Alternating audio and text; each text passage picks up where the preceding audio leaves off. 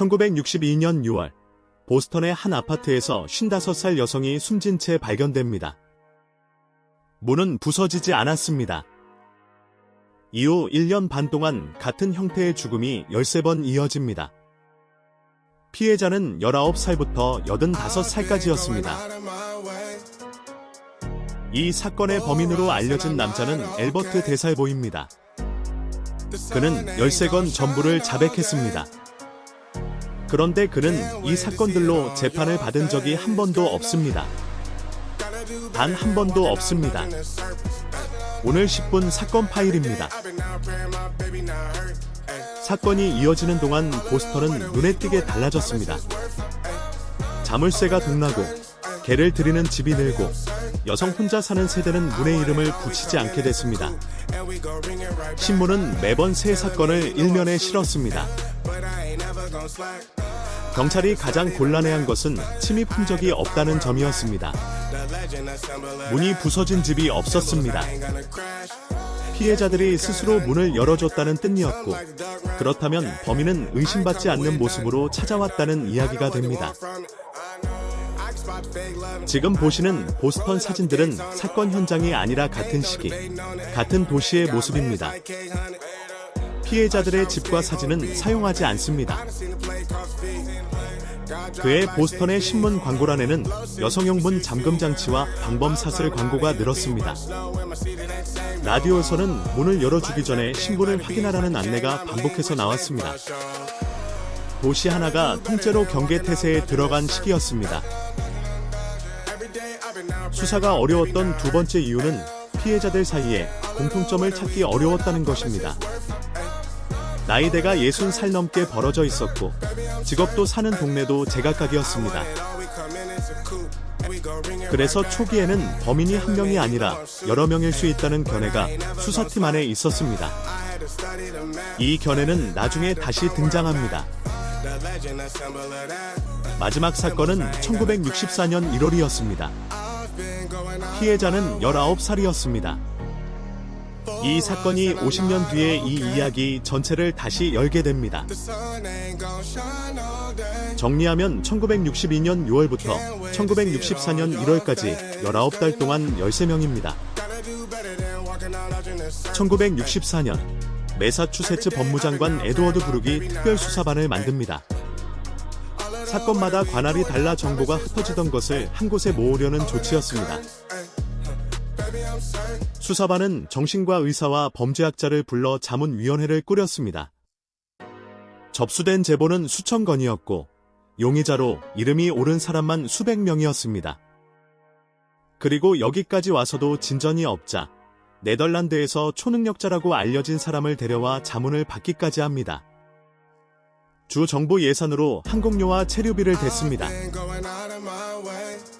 성과는 없었습니다. 이 대목은 당시 수사가 어느 정도까지 막혀 있었는지를 보여주는 기록으로 남아 있습니다. 그가 붙잡힌 것은 교살 사건 수사 때문이 아니었습니다. 1964년 11월, 보스턴 일대에서 이어지던 다른 범죄의 피해자가 범인의 인상착의를 진술했고, 경찰이 그 진술로 그를 특정했습니다. 체포된 그는 30세대 기혼 남성이었고, 두 아이의 아버지였습니다. 군 복무 경력이 있었고, 절도 전과가 있었습니다. 교살 사건 용의선상에는 올라있지 않았습니다.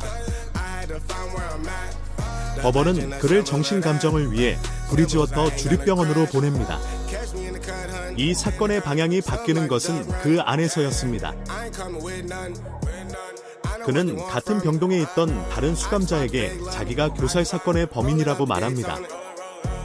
그 수감자의 변호인이 소식을 듣고 찾아왔고, 그렇게 그의 변호를 맡게 된 사람이 애플리 베일리입니다.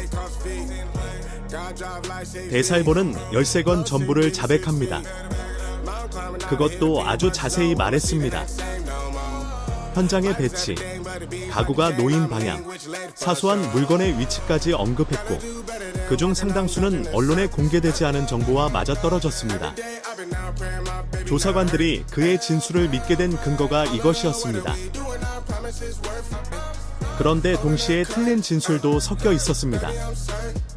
그리고 결정적으로 그를 현장과 연결하는 물적 증거가 하나도 없었습니다.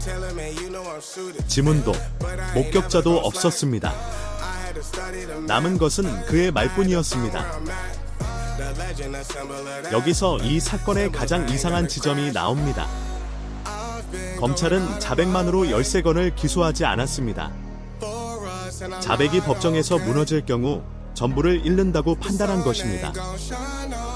그가 정신감정을 받고 있던 상태였다는 점도 걸림돌이었습니다. 변호인은 그 자백을 형사 책임이 아니라 치료의 근거로 쓰려 했고, 법원은 교살 사건 자백을 원래 재판의 증거로 인정하지 않았습니다. 1967년 1월, 그는 재판을 받습니다. 다만 죄명은 교살이 아니라 그가 체포된 원래 사건이었습니다. 유죄가 선고됐고 형량은 종신형이었습니다. 그래서 법적으로 보면 보스턴 교살 사건 13건은 지금까지 어느 법정에서도 유죄가 확정된 적이 없습니다. 그는 그 사건으로 기소된 적조차 없습니다. 자백 13건, 기소 0건, 확정 판결 0건, 그가 실제로 복역한 것은 다른 사건의 종신형이었습니다. 1973년 11월 25일, 그는 월폴 교도소 의무실에서 흉기에 찔려 숨진 채 발견됩니다. 42살이었습니다. 이 사건으로 유죄가 확정된 사람은 없습니다. 그가 죽으면서 자백의 진위를 확인할 방법도 함께 사라졌습니다. 이후 수십 년 동안 이 사건에는 두 가지 견해가 나란히 존재했습니다. 그가 전부 했다는 쪽과 여러 명의 범행이 하나로 묶였다는 쪽입니다. 2013년 수사기관은 마지막 사건 현장에 50년 가까이 보관돼 있던 시료를 다시 분석합니다. 당시에는 판독할 수 없던 양이었지만 기술이 그 사이 달라져 있었습니다. 수사관들은 대살보의 조카를 며칠간 따라다니다 그가 버린 물병을 확보했고, 거기서 얻은 시료로 북의 혈통이 일치한다는 결과를 얻습니다. 그리고 법원 허가를 받아 대살보 본인의 유해를 발굴해 정밀 대조했습니다. 일치했습니다. 이것으로 확인된 것은 13건 중 마지막 한 건입니다. 나머지 12건에 대해서는 지금도 물적 증거가 없습니다. 그래서 이 사건은 절반만 닫힌 채로 남아 있습니다. 그가 죽고 25년이 지나기 전에 이 사건은 영화가 되고 책이 되었고, 그의 이름은 도시의 별명처럼 굳었습니다. 그런데 정작 법정에서 확정된 것은 아무것도 없었습니다.